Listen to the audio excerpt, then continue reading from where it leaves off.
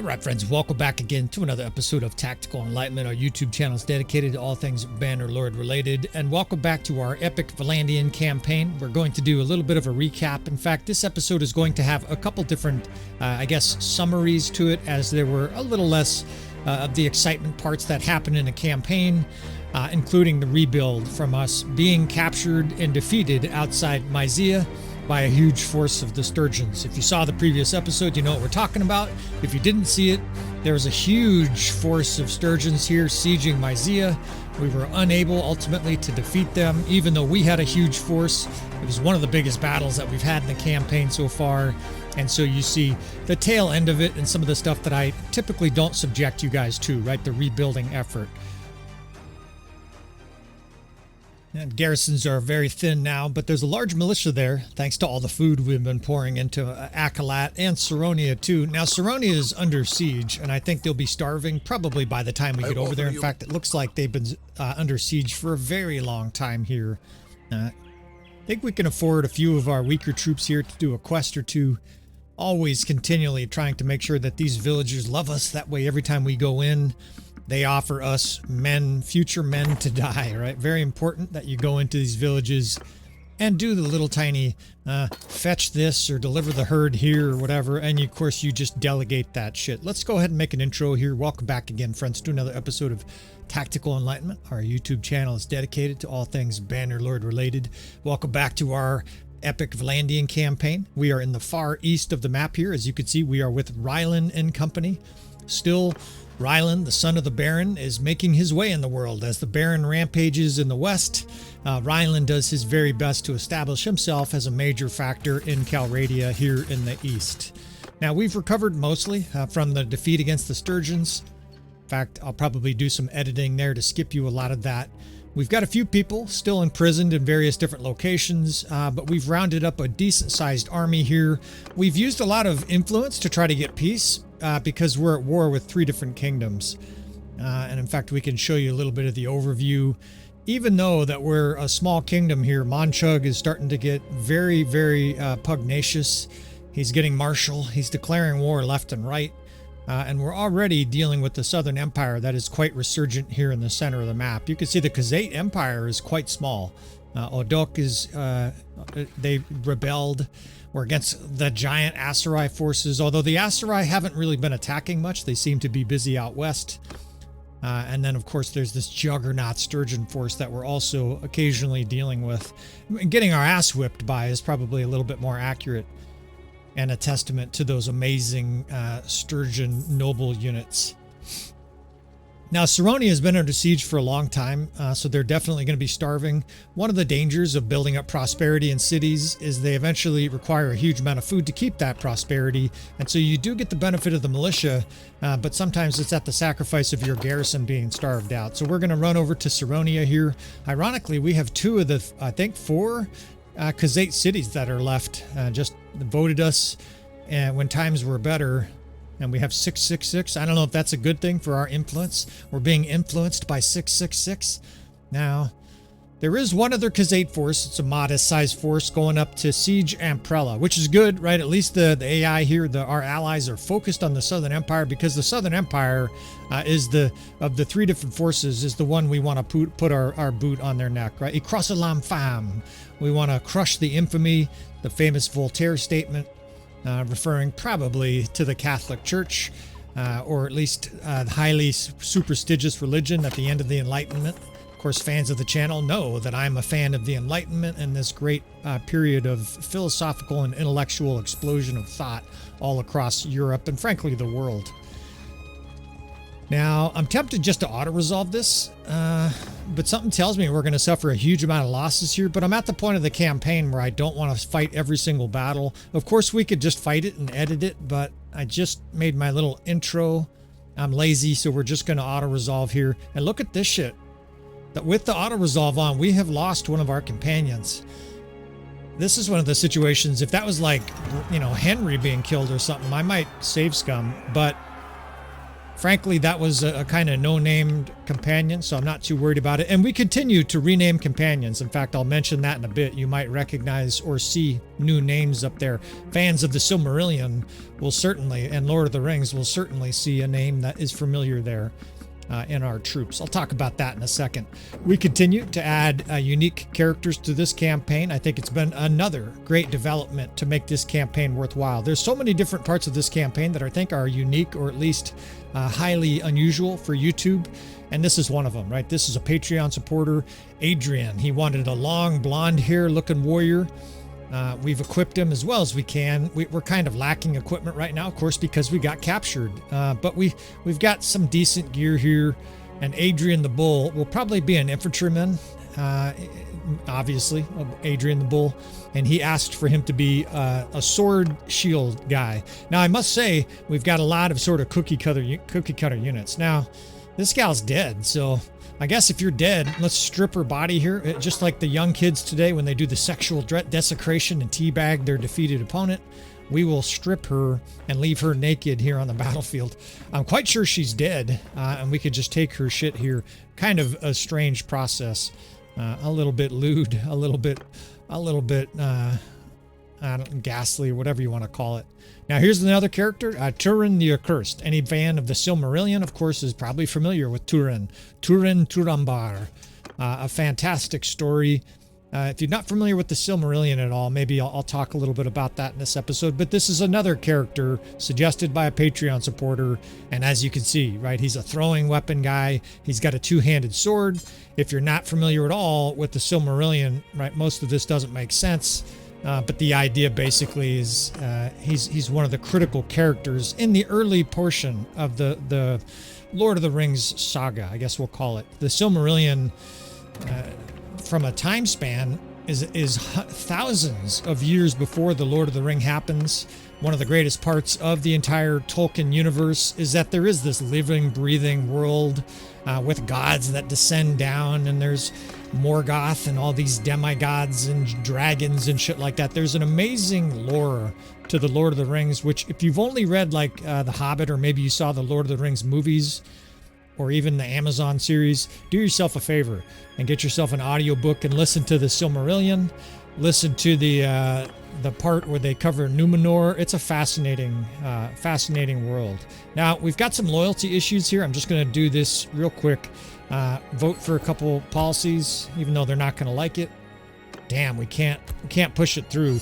We've got a city almost rebelling here at Saronia, and we can't afford, right? We only have 4 cities. We can't afford it to rebel. So trying to obstinately shove through some diplomacy here, some policies here, despite the fact that Manchug is getting angry. Let's do another one here. These are all really good policies. I'm not going to spend a lot of time probably in this campaign talking about policies. I've already covered it a little bit, but that'll help the city not rebel, right? It's critical that cities have good loyalty, and as you can see now, plus 1.67, it'll get above that 25 threshold, which will prevent it from rebelling. Now, it has this little tiny garrison. That's probably contributing, right? Because there's very little security. Security comes from your garrison size. Just basically think about troops walking around the city, you know, giving the stink eye to thieves and fucking criminals and shit like that. Well, if you have a tiny garrison, it's like having a city of 2 million and a police force of 6, right? There's tons of crime. So we can help out a little bit at some point with the garrison there, but I need these troops, right? Rose needs these troops. Of course, we've remade the army, and these army groups are going to be fairly stable for a while. What I mean by that is these will be the commanders that Rylan is fighting next to for a while. Rose, another Patreon supporter, and then Rylan's brother Hal. These are our 2 main armies that we're going to be forming, and of course it's free in this vassalage stage to call them, so that'll pretty much always guarantee we have an army of 600-700 minimum. And then once we call some of these other nobles to us, we'll usually have 1,000 plus, because our influence, even though it's starting to dwindle, is still in a satisfactory state. Lake rats. I like me some lake rats. This guy's got Varangians too. Now, we're not recruiting Varangians, but if our companions have them, or at least if our vassals have them, we'll take advantage of it. Right? We're fighting armies potentially of 1,000 Varangians, this tier 6 sturgeon unit, so I have no qualms about picking up a few for our army. We're not going to recruit our own. I'm not going to go take a bunch of Sturgeon cities and try to recruit them. But for our own army, I will still continue to sort of accept whatever ones come along with the Khuzait forces. Now, let's see. Southern Empire is next, right? And what I mean by the Southern Empire is next is we're going to focus on them. I'm going to actually ignore Sturgeons if I can and try to focus on the Southern Empire. They are the proverbial dandelion in the yard. They're the weak kid in the schoolyard. We're going to bully them here a little bit and try to take over. We took Lycaron. That's good.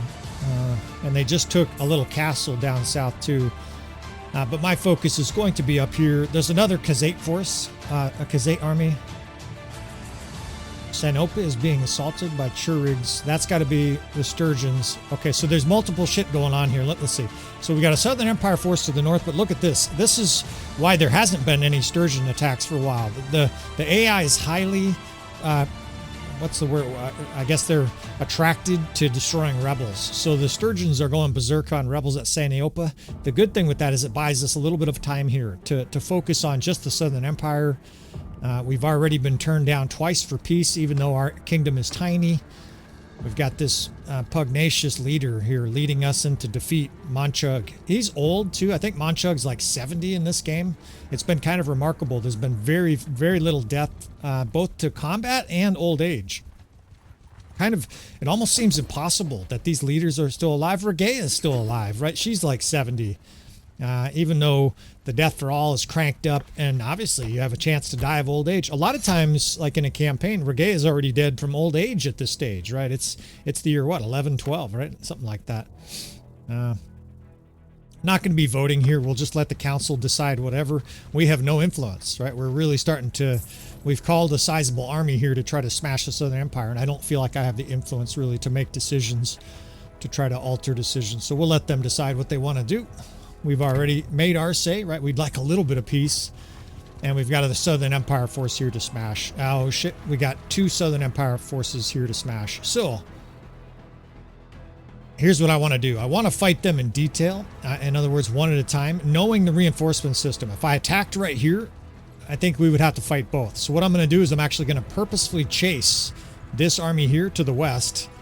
And that'll make it so we don't have to fight the other army. Then once they're sort of sufficiently pushed this way, we can, let's see who we release. Let's release Hal. Hal will chase them down. I think we'll be able to engage on our own here, although they still may add to reinforcements. And then we'll have to run down there and destroy that other Southern Empire force. They're undoubtedly heading to Saronia to siege. Good job, Hal. Hal sacked Zechanis here, and now it's our turn to massacre this force. Now, a lot of these battles here, again, I'll probably edit just because it's, we outnumber the enemy and the power bar slightly favors us. Now, what that tells you, slightly favors us. Remember, we're rebuilding this army. So even though I see a lot of good-looking horse archers there, this army is hardly maxed again. It takes 3, 4, 5 big battles usually to max out your army. In other words, to have 70, 80% tier 4, tier 5. And we're just not there yet, right? We had to go to garrisons and gather up a bunch of tier 2 and tier 3 scum. We've got to have a few of these battles where, frankly, you sort of beat up on the enemy and have your guys, sort of level up. So a little bit of a farming battle here. And again, I'm not even sure as I'm narrating this that we'll show this to you fellas, but we'll see. A lot of times, of course, we get reinforcements in these battles, and so I typically end up narrating anyways. I'm going to do a little swivel formation here. It does look like they're kind of swiveling to attack our left flank. So just like Napoleon at Austerlitz, right, we will swivel to counteract their motion here and sweep in. They've got some horse archers chewing up the center. They're just coming straight at us. So we can charge with one cav division and shield wall with the other, defense and offense at the same time, and start to spread out here. Now the rest of their forces are backing up. That's interesting. And well, I guess it's sort of expected, right? Because in this case, the enemy's slightly outnumbered and outpowered. So this actually might be a battle worth watching because the AI is probably going to take a defensive posture, and we'll have to deal with that wherever they go. This landscape is huge, and there's tons of hills. So they are indeed like heading up into the hills there. So let's see. Let's start moving units forward here. I'd like to destroy their horse archers if they offer them up to the, to the sacrifice. We're definitely gonna have to chase down the rest of their units. They're just straight running up the hill. In fact, we've got allied troops here. Those are not my troops intermingled with the enemy there. You see the little white dotted units in there. That must be... I don't know who those are, honestly. But there's some other force here, some other Khuzait force fighting, and it's fucking with my plans. Because instead of those horse archers surrounding us or trying to wrap around us here, they are skirmishing, backing up, you know, basically playing defensive, which is really fucking with my plans. It's another example of how having a vassal sometimes, being a vassal in a battle like this is a real pain in the ass. Yeah, these guys, I want these horse archers to circle us, and instead they're falling back to the enemy's defensive lines.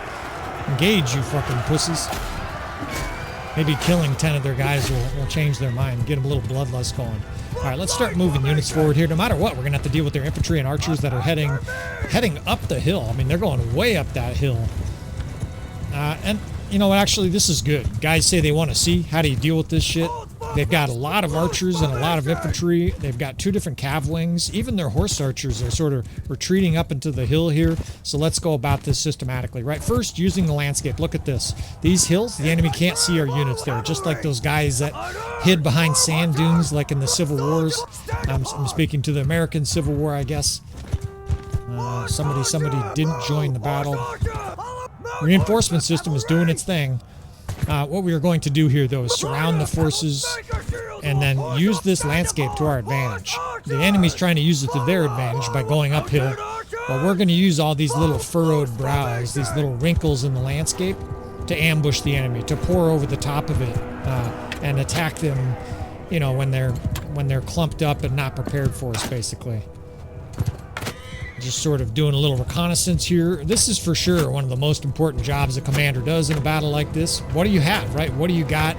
In fact, in the fire service, that's one of the things we do when we get on scene and we're sort of taking over from another entity. Sometimes it's volunteer departments, unpaid firefighters. Sometimes it's military, right? I work with the military. I'm actually a military firefighter, even though I'm a civilian at this stage of the fire service. And what we'll often do is we'll come up and they're already engaged in some kind of incident, hazmat or firefight or whatever it is. And we have basically 3 questions that you can ask in 5 seconds that really gives us a lot of information, hopefully, if you have a competent person that's in charge. And you say, what do you got? What are you doing about it? And what do you need? Right? That's basically the short of it, right? So in this situation, what do we got here? We've got Khuzait way up the hill. Their archers and infantry look like they're climbing Mount Everest. Now, their cavalry skirmishing with us here, right? So, what are we doing about their force? We're starting to surround it, right? That's the next thing we're going to try to do. We're going to try to come at it, of course, from 3 or 4 different angles, and we'll lead with heavy infantry in the center. That way, they absorb a lot of the arrows. They're raining down arrows into the valley here. They're way up the hill. It's amazing how far up the hill they're going. But, you know, guys say this, and if they say it's infuriating. The AI goes to the top of a hill and perches there like a vulture. It's good AI, except for the fact that they seem to get ants in their pants. They're kind of running back and forth and shit like that. They should be just planted, firing arrows left and right. And they should also have some sort of flank attack or something more dynamic, you know, for them to be more effective. We're going to take advantage of it, right? Well, they're sitting there hiding up the hills. Let's destroy their horse archers. Their horse archers earlier were kind of cagey. Well, now they're not, right? They've made a critical mistake here. Probably because those units that weren't with us, right, those that were sort of interfering with the battle, are no longer menacing these horse archers. They're now properly circling us, and they're about to be destroyed, right? We're focusing all of our firepower in here. I have a cav line, an infantry line going to be shield walled there to prevent their movement. The 8th Corps is coming behind them here. Now these units can charge and attack. They're going to be very much stuck up and trampled here, stampeded. All that infantry just boring into them. Kill them all, right? Our guys are going to go berserk. And most of this horse archer division isn't going to make it out of this alive. Do our best to chase them down. The old fight the enemy in detail. If they're dumb enough to trap their horse archers, you smash and destroy it.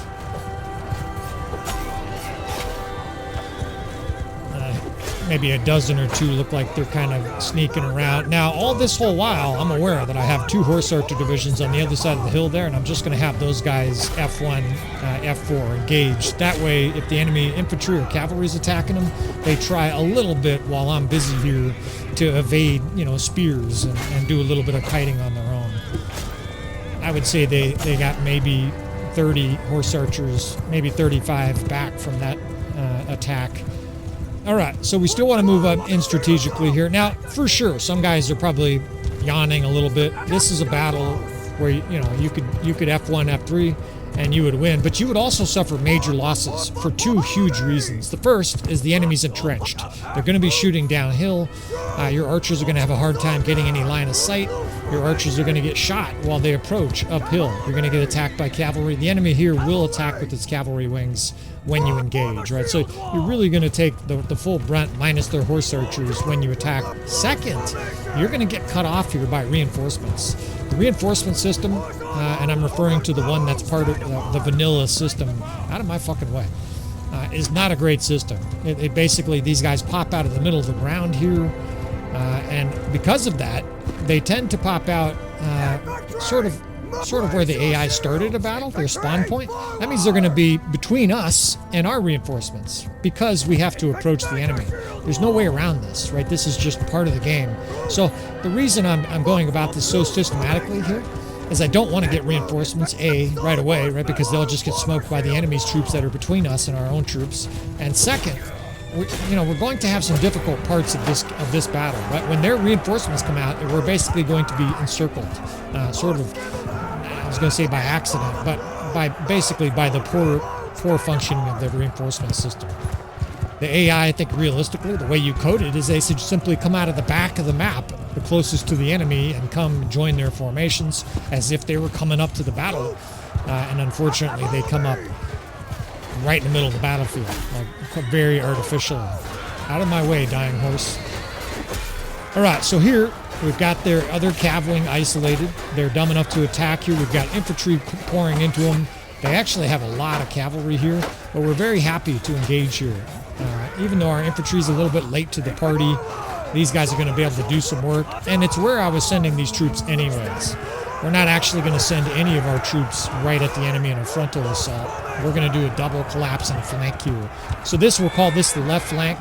I've got 2 archer divisions, infantry, and cavalry. And then we've got 1 horse archer division here that I'm kind of shifting around. And what we're going to do is destroy anything that comes at us, right?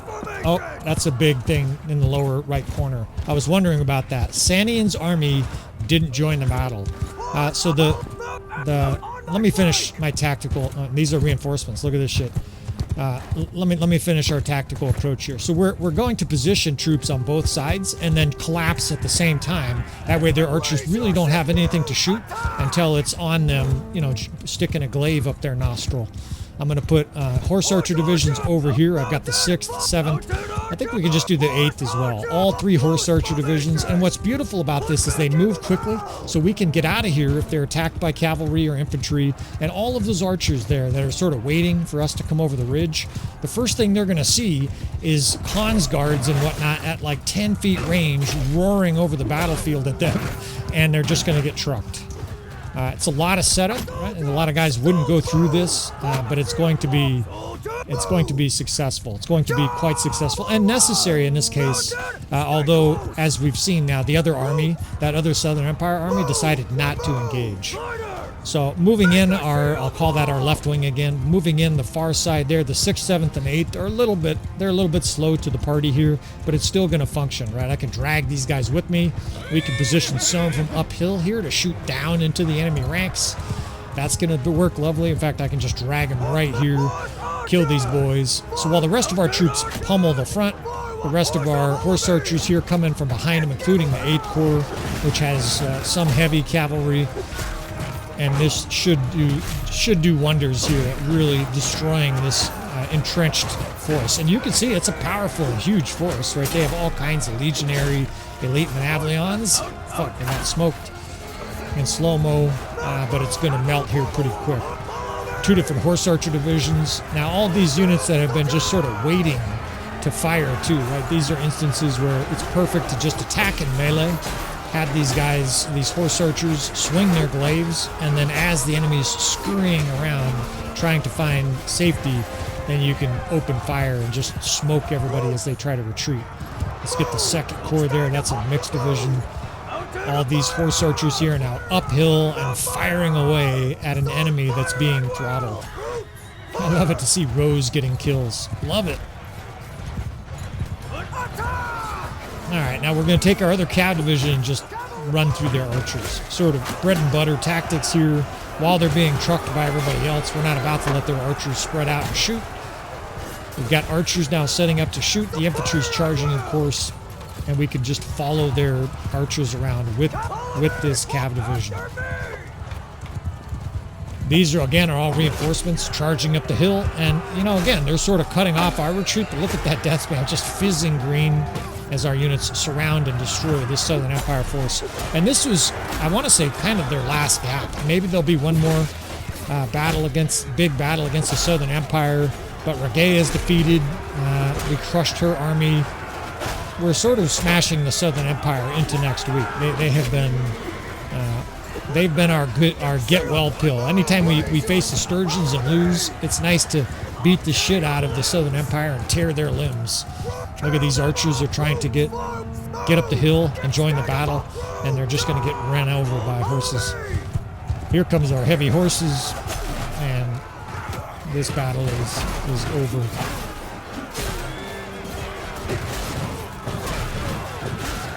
Yeah, I'll put this little part in here. Anybody wondering? We're getting some reinforcements.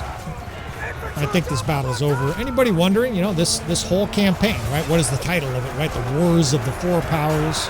Well, if you do the math, after the Southern Empire, there will be 4 powers left. Now, that's half by intent, half contrived, in other words, and also just half by how I've played this campaign, right? I have purposefully eliminated campaigns or eliminated kingdoms that I hadn't anticipated being a part of the story. The Southern Empire obviously is one of them, right? So it's a foregone conclusion that they're going to get destroyed here. Anybody who's played Bannerlord understands the snowball effect is in full effect, rolling downhill, accumulating more snow and smashing Southern Empire forces. But the other 3 forces, the other 3 kingdoms, are obviously anything but a given. Obviously, the forces that are left, 5 if you count the Barons' kingdom, it's the Vlandians, it's the Khuzait, it's the Sturgeons, and the Aserai. Now, the reason it's contrived, as we suffer more death, but not, at least not our companions, the reason it's contrived is that I have edited the Sturgeons and the Aserai, right? They're highly, uniquely powerful, and so you have kind of these 2 juggernaut kingdoms, and then the 2 kingdoms that I'm sort of behind the wheel, sort of playing on their team, right? The Khuzait and the Vlandians, and that is part of the storyline. Can the Baron overcome this Sturgeon force, right? What's going to happen? What'll happen if the Aserai attack the Sturgeons? At this stage, they're the 2 biggest kingdoms, right? I don't often show you guys the map. In fact, I never show you the whole map. What is this shit here? Who is lost? Who are all these people? Onkur. This must be... I don't know who this is. Are these... Maybe these are clans that were part of one of the other kingdoms that's been eliminated? I'm not real sure. I don't recognize the names. The names actually don't come up on the encyclopedia, which is really strange. So anyways, you get an idea. This is what I wanted all along for this campaign, is to have 4 juggernaut kingdoms fighting it out, and to see what we can do tactically, diplomatically, strategically to overcome these incredibly difficult odds. Now, I think, strategically, Jogurus makes the most sense next, although they also have Cerratos. And I'm also wondering where that other Southern Empire force went. In fact, I'm almost certain I know where he went, right? When you have a city like this, okay, they gave us peace with the Aserai, so we're now at war with the Sturgeons and Southern Empire. That army was heading this direction. Of course they're going to go to Saronia, right? They're going to siege. And so we'll head down there. We're sort of skating to where the puck is going to be. I'll be surprised. I was going to say I'll be surprised if they don't go this way, and there they are. And this is, a classic example of where we need generative AI. It'd be amazing if the AI did something highly unique here. They should go try to defend Amprella, right, and smash our forces that are there. but alas, the AI is rarely that savage. All right, so we'll fight this battle out here. This will probably be a relatively... All right, friends, we've done a little bit more editing here as I cut apart a few of these battles that you guys really don't need to see. There are some purists who want to see every single portion of this campaign, but I'm definitely trying to walk the fine line between entertaining you fellas and giving you sort of the ESPN highlights of some of the more mundane battles that occur in a campaign like this. Now, if there's a major event in a battle, say, for example, we get a critical... a member of the family killed or something like that, or there's a really unusual diplomatic event like the Khuzait maybe declaring war against the Aserai or the Vlandians or something like that, I will do my very best to include those little things here and just do this after editing. Now, there was one thing that was interesting that happened at the end of this massacre here, very, very much towards the end when the enemy shouldn't have been scoring a bunch of kills. All of a sudden there's this huge red death spam and death stream, and I was like, what the hell is happening? And then I realized that the AI had inadvertently pulled off the old cliff deek and had one dude on the wall getting killed, or getting all our troops killed as they all pursued and jumped off the cliff. Of course, that exploit has been known for a long time in Bannerlord. I obviously frown on doing this for our own battles, but if you didn't know that, you can actually put your units on the cliff and maul the enemy by just having them chase after you and fly off the edge of the cliff. And the AI here, using an accidental, one of their units was simply stuck on the side of the cliff there, did a decent job of mauling us pretty bad. After that battle, the defense of Sironia, we headed up to Amprella, and again, sort of a garden variety siege. Again, I narrated through this, so you're listening to after narration. 1,300 defenders, but with advanced tactics, with a good-looking army here. We trucked the defenders something fierce, and there were no reinforcements. Again, if these battles are either significant for the campaign, or if they're really interesting to see, or if something major happens, like Rylan getting killed, of course, I won't edit them, but a beat down here where the enemy gets throttled, and we can't stop them, right? You guys pretty much get the idea what happened here. You guys have seen enough battles on the channel. The siege here and take of Amprella. So after this, the Southern Empire is down to just 2 locations, right? They have Yoguris Castle, we took Hakun Castle, and then they had Seratos Castle. And as you can see here, a thorough ass whipping. What else happened? Let's see. So we headed to Seratos Castle, and as you can guess, same thing, 400 defenders, although by this point, the Hornet's Nest is buzzing, right? And there's a huge amount of Southern Empire forces looming about. If you just sort of look at things here collectively, it does look like there's going to be another fight here against the Southern Empire before they give up. With the Strength and AI mod going down, so many advantages for the enemy. They really do pop up like roaches, and they are hard to exterminate at the end of a campaign. You've just got to be tenacious and just put your hand on their throat or your boot on their neck until they die.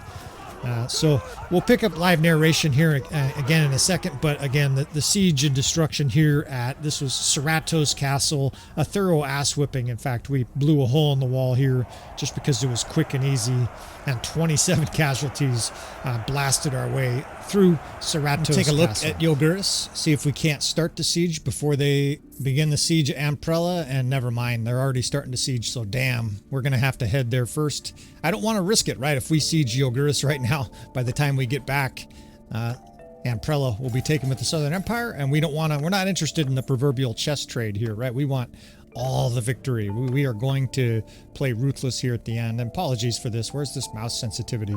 I'm having a little difficulty here.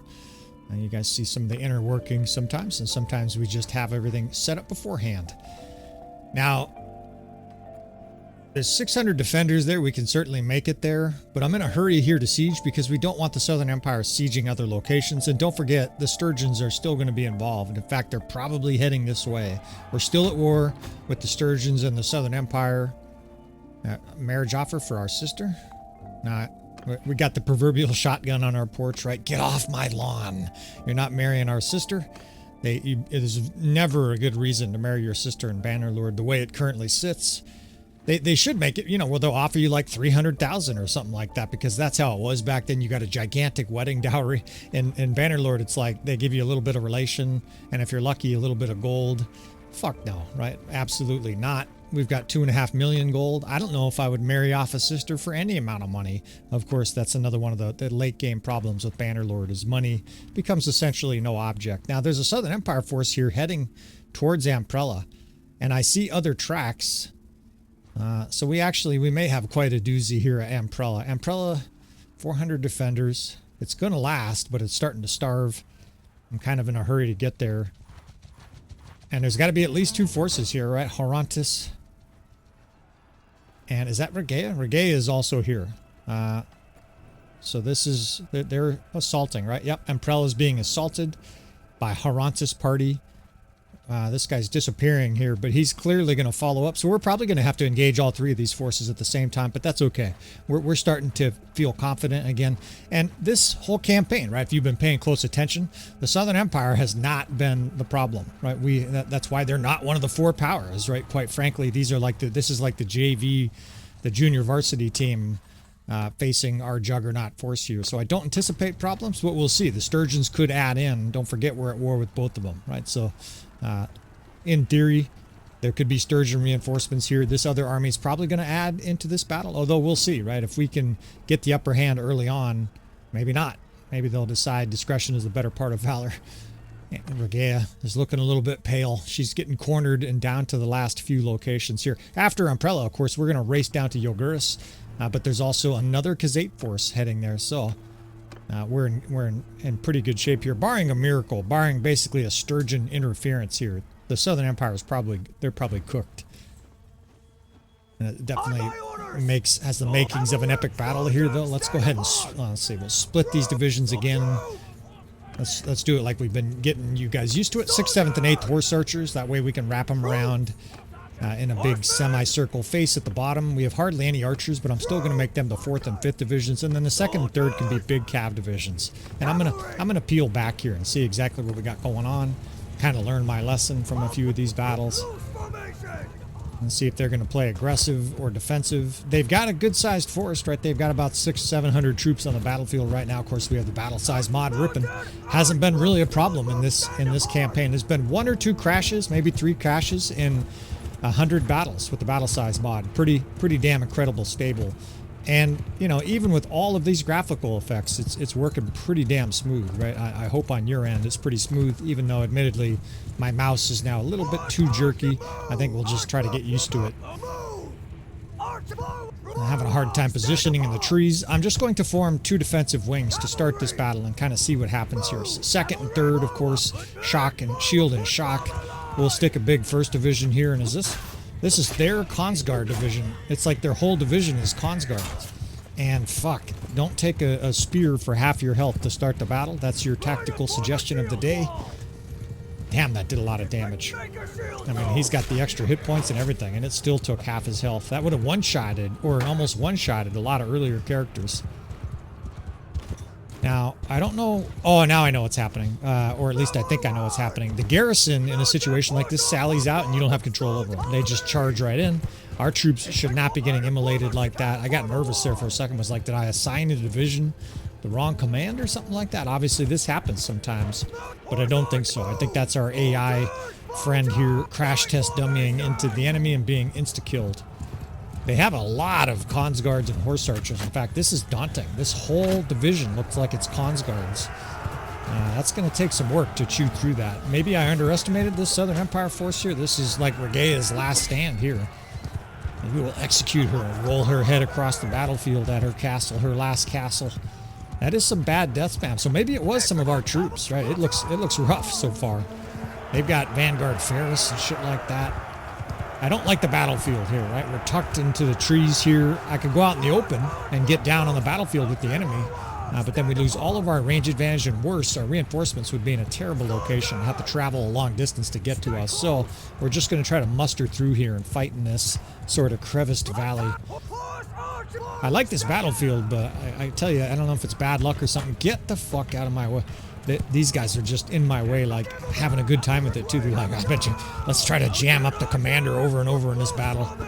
Drives you fucking nuts, right? And you're so vulnerable when you stand still. That's the main reason. It's not like I actually care, other than the fact that you get shot off your horse when you move, when you stand still. That really is like 150 Consguards. But they're coming over a ridge. We've got a couple different archer divisions and a horse archer division. That ought to leave a dent. Infantry and cavalry are clashing in the middle. This is all our Consguards. It's like a Consguard battle almost in this battle. We must have 200 Consguards in all our different armies here. Of course, we have 2,400 total units. It's a lot of potential for Consguards for sure. Now, our back lines are most protected, and I think they're the ones doing most of the killing. You can see that back line of horse archers every time I roll back there is largely unmaligned. It's a chaotic battle, though. I would love to tell you guys that I had, a master plan for this battle, but sometimes you get in situations like this where it's way too difficult to figure out what you're doing. And honestly, for a lot of you guys, especially if you're learning, you know what you do here, you F1, F3. Now, what I recommend is F1, F3 until something is obvious, right? It's never a bad thing if you can't figure out what the fuck is going on to F1, F3, because there are times where if your units are standing still, in other words, not engaging, infantry not engaging, cavalry just standing there, that it's much worse than F1, F3. Now, most of the time, F1, F3 is a shit tactic. It's amazing to me that guys still think that that's a good tactic. And I thought they were joking. I think most of them are literally serious. And what they're basically saying is like, I haven't found something better. Well, obviously, most of the guys here on the channel, you guys have found something better. Even just basic positioning of your archers and horse archers just crushes F1, F3. Now, but in a battle like this, where I'm really struggling to make heads or tails over what's going on, like at least they have some lines I can see and attack, right? We can start to make a concerted, intelligent attack here instead of just chaos. And that does happen when you have a huge amount of horse archers and cavalry. I would say in battles where the enemy has a lot of horse archers and cavalry, and you have a lot of horse archers and cavalry, it's probably the least opportunities to do tactics. One of the worst parts of the AI Bannerlord is that when you charge with cavalry, the guys basically all decide, I'm going to go whichever way I want to, right? There's no cohesion whatsoever. Whereas I think in real life, I think most cavalry charges were pretty disciplined. Right? They would roar in together because it's strength in numbers. One horseman is they just shoot you off your horse with muskets, or they would just throw a spear in your face and you would be annihilated. If you have 1,700 or 2,600 heavy horse, like Marshal Murat or the siege of Vienna, where they came coming in, I think it was Jan Sobieski and fucking 25,000 cavalry. Imagine it all being concentrated. It's basically like a moving hill, and then it hits your formation, and guys would just break apart. And of course, a lot of people would rout in the sight of that, right? Say you're on foot and you don't have a spear, maybe you got a shield and a sword, and you see thousands of cavalry just rushing your way at 35 miles an hour. Never mind the weapons the guys have on their backs, right? The horses alone would just trample you to death. You would be killed for sure. Even if a horse fell on you, you'd probably be killed, right? There are all kinds of... Superman, right, was killed because he fell off of his horse, right? So I think cavalry and Bannerlord, the worst part about it is, unless you tell them to follow you, as soon as you tell them to charge, they're like, oh yeah, freedom, I can do whatever I want. And they charge every which direction. And on top of that, of course, then they don't spear very well. They do some really bad behavior. Now, we finally have, some concerted tactical opportunities here. A lot of the horse archers have been killed, although there's still some kind of trying to circle on us. But it's these kind of situations here where the enemy has solid lines, you have solid lines, that the tactician earns their money, earns their bread. I think of Prince Eugen. Is he still called that, by the way? Prince Eugen? Prince Eugene of the early 1700s? I can't remember actually his nationality, but he fought for, a lot of the times he fought for the Holy Roman Empire and basically against Louis XIV. I think there's a story I heard that Louis XIV basically said, nah, you can't be a commander with us. And the next thing you know, Prince Eugen, Prince Eugene, was fucking dominating his forces on the battlefield. Start forming some defensive lines back here. I've broken my divisions here. 1st and 5th are now infantry, and that's because, of course, we want to pinch anytime the enemy has a big... God, 200 horse archers. Anytime they have a whole bunch of clustered units, you want to start breaking your units apart to surround them. But I've got to deal with these horse archers. I thought we had killed most of them. I guess they just cycled out of here, and I didn't pay close attention to where they went. This is 200 horse archers, and they have all kinds of consguards and stuff like that. We're going to try to focus on it and just hold the lines there in the center, because it represents a problem. And if you can see the power bar, I'm not sure how I'll do these battles. The enemy's favored to win this battle, and that's highly disconcerting. I don't know if they got reinforcements already. I didn't see if they did. I see caravans are making wise decisions finally. We have finally tinkered with the reinforcement system and gotten it to a good level where you get allies and enemies joining, but they don't just... Not every villager drops their sack of potatoes and picks up their trowel and tries to swing it at the Emperor. There's a nice balance to it. And by the way, if you're curious, for those of you using the reinforcement system, want to emulate our commands, I can just tell you we are at 70. Wait, let's see. We are at... let's see if I can remember this shit. We are at 70 for the basically how... I can't think of how to say these three things, and of course I'm trying to fight. Give me a second here to collect my thoughts. Maybe I shouldn't have tried to do it while we're sparring against hundreds of Consguards. It really is like the whole fucking army here we're facing is Consguard. How can this be? This is like crazy. 300 Consguards, and I'm starting to get disconcerted by this battle. Yeah, they're like swinging their glaive at me. Fuck you guys. We're holding our infantry line at the center. Now they're starting to move up. They're starting to move up infantry and archers. Fuck, okay, we're gonna have to make some aggressive maneuvers here. 2, 3. A couple of these divisions can push forward. The 6th we can use offensively here. The center is a complete maelstrom still. I thought we were through with their horse archers, but obviously not, and that's making things very chaotic here. I almost got speared to death there. High-end infantry is moving in as well. We do have a lot of cavalry here. We can start putting them in offensively. That'll break up their lines. These horse archers and archers at the back at least have good positioning. I can see them firing away. Okay, we've got a nice line of horse archers here now fighting in melee. Let's start positioning the 6th and 7th a little higher up on the ridge here. I mean, I think this is going to work. This tactic is going to work, but man, they are certainly fighting tough. We got down with your flag bearer. We lost our fucking horse. Let's bring the 3rd in here for protection. Really struggling with my mouse too on top of everything else. Look at this fucker. He picked up the flag. Fuck no. Give us that flag back. Down goes your eagle standard, you son of a bitch.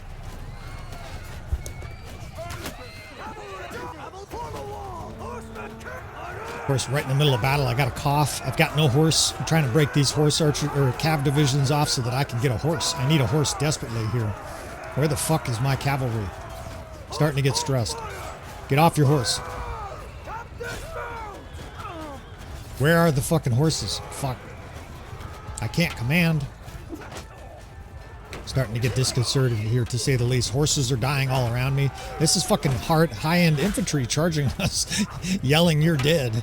Okay, that's the wrong direction too. Yeah, boy, I'm disheveled here. I think I've got confused by the hills. I thought their horse archers were dead. Let's just put horse archers out in front of us here. I got to get a mount first and foremost. You can't command in this kind of a battle, in this kind of a battlefield with no horses. The infantry in the center is pulling back in a square. Those guys can now charge. Infantry can push it on both sides. I got a fucking posse of angry Southern Empire forces trying to collect the bounty behind me. Fucking assholes, eat shit. I can't get a horse. Get off your horses. Fuck. There's guys screaming behind me as they get cut down. There's still a huge posse of fucking forces behind me. I'm getting shoved around and shit. Fuck. Yeah, you guys don't hear me stressed like this very often. Horses are dying at my feet. I can't get a mount. 3 times I've tried to dismount units and get a horse. Sometimes you just can't pull it off. Of course, I'm being attacked and charged here. Fuck you guys. Have an arrow in the face. Now they're regrouping at least. Thank goodness. These guys here. I got one for your back here. Right in your spine, you sack of shit. Give me your horse. What he said. Die, you bastard. There's a fucking 12-foot camel running around. I should jump on a camel for this battle. I know you guys want to see me on a camel. All right, let's reorder some lines. At least I've got a nice line of archers in front of me. That'll give me a little bit of time here to figure out what the fuck is going on here. Their archers are pushing up into us as well. Oh, here's a horse. Hello, horse. Thank you. All right. Let's try to make sense of this shit here. We got a lot of cavalry. Those guys can be pushed forward in an offensive line. We do have a bunch of infantry too. I think we're still doing okay despite this chaos and despite my momentary what's it called?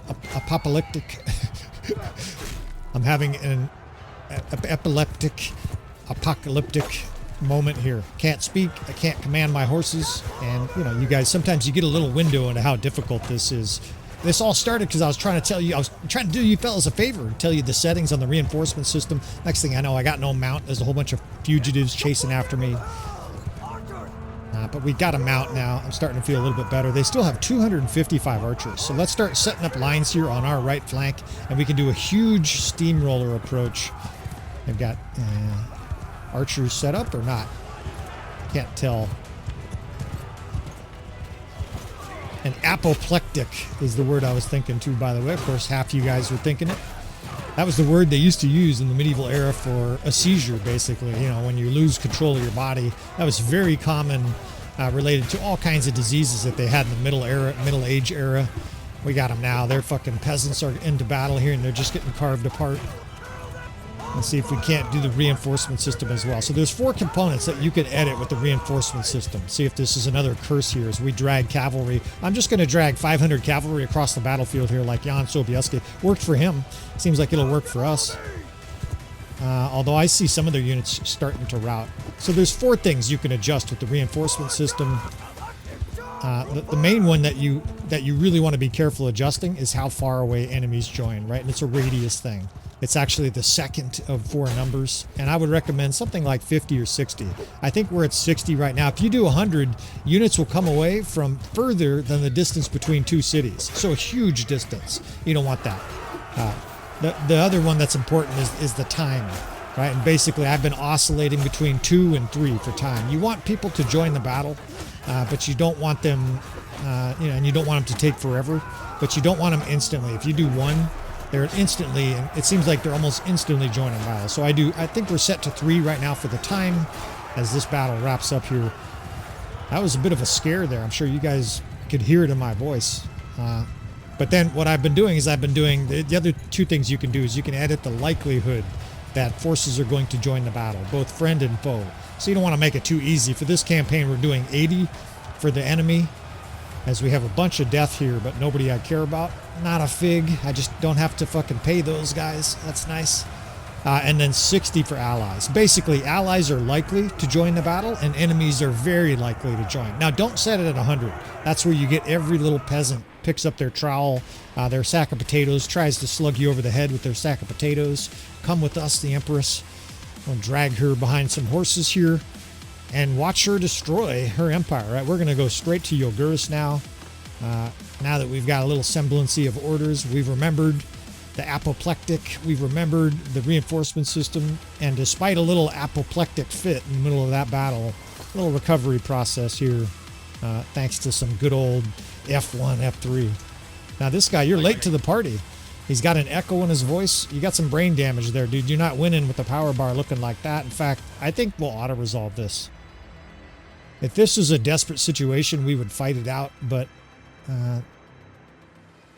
it doesn't look, man, it doesn't look good either.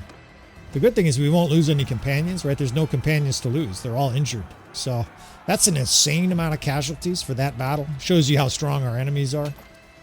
There's no way we would have lost 800 units fighting that battle, but it is what it is. I don't think it's going to matter much. And what I mean by that is we're heading to Yogurus. That's all they have left. Unless they have an army somewhere that's picking up a city, picking up a castle, the Southern Empire is about to melt. Now, we have 900 injured, but a lot of those guys will heal during the siege process, right? We're going to be able to do massive heals galore. Saronia has been besieged by the Sturgeons. Well, I was worried that the Sturgeons would be a problem, and we're just going to drag Regea around here. No reason to let her loose or to let her pay a few measly thousand for a ransom. We'll just take her down to Yogurus. Now, there's no food here. I would love to leave food in this city because it's starving. Food is becoming a real issue because these areas are really war-torn. The villages are all starving or they're burnt out. The cities are starting to starve. This part of the map has been very war-torn, much like the Highland Arena in the Vlandian campaign, the Vlandian side of this Vlandian campaign. Of course, they're the same things. Look at this shit. It doesn't understand that he's in charge of his own clan. Baron York of the Vlandians has declared war on the Sturgeons. Well, you guys know what that means, right? Baron York of House York declares war. I love that, though. He's out there just doing his shit. And who was that? That was the Sturgeons? Maybe I was going to say, Oh shit, we're losing units here. I was going to say maybe that'll take a little pressure off. Nah, there's enough sturgeons to fight up there and send multiple armies down at us. In fact, I'm going to run from this guy. 1,600, we're banged up. And we're frankly lucky this guy didn't join that battle. He's chasing us? Fuck. Okay, he's heading somewhere else. Thank goodness, because that's all we needed right now. I was going to say, that's the only thing that could rescue the Empress, is a huge force of sturgeons, and it almost happened. So the sturgeons are everywhere there, and they continue to remain the bugaboo here of Rylan. Even though he's had some success, of course, against the sturgeons, their armies are getting stronger and stronger. And this isn't going to be an easy siege either. There's some revolts out there. There's 1,200 defenders here at Yogurus. I better sit up in my chair. I'm slumping down with all. I had an apoplectic fit there in the middle of that last battle. That was fucking wild. There's tons of little Southern Empire armies here. They all might engage, right, because of the reinforcement system. Although, if you look at the power bar, they're badly... Well, I'm breaking up the live narration of this again, fellas, frankly, because I would love to tell you that there was an amazing final defense by the Southern Empire forces, but sometimes you go down like a bitch here. Now, we manned a fire catapult, and there was some amazing catapult work here. As you can tell, our little companion here on the catapult is like, what the fuck? You hit more of our troops than theirs. But ultimately, we were able to dial the fire catapult in, rain down some holy hell on the enemy. And with this kind of advantage already, and then you add the fire catapult, it was basically a foregone conclusion. Now, of course, we did set up to some defensive units in case we got backdoored by the sturgeons or somebody else, but that ultimately never materialized. Once we get inside the courtyard, and you can see we've got an elite army at this stage. We're ready for the sturgeons here. The Southern Empire fought valiantly. Now, actually, they got killed like dogs. They were badly cut off from their reinforcements. Their archers were just mowed down from the walls, and for the most part, it was an absolute massacre. Sometimes, you know, the units and armies in our campaign fight like wolves. Other times they go down like a bitch, and that's what happened here. Peasants got their legs cut out and shit like that. It was a pretty gruesome affair, and the death span just scrolled green as we trucked the defenders at Yogurus. So ultimately, like, what's next, right? Obviously, the Southern Empire is dead. They're destroyed. Again, just editing out this sort of uninspiring siege assault here at Yogurus Castle, and this ends the Southern Empire affairs. Now, we did lose a companion. Pazil Breakskull was killed.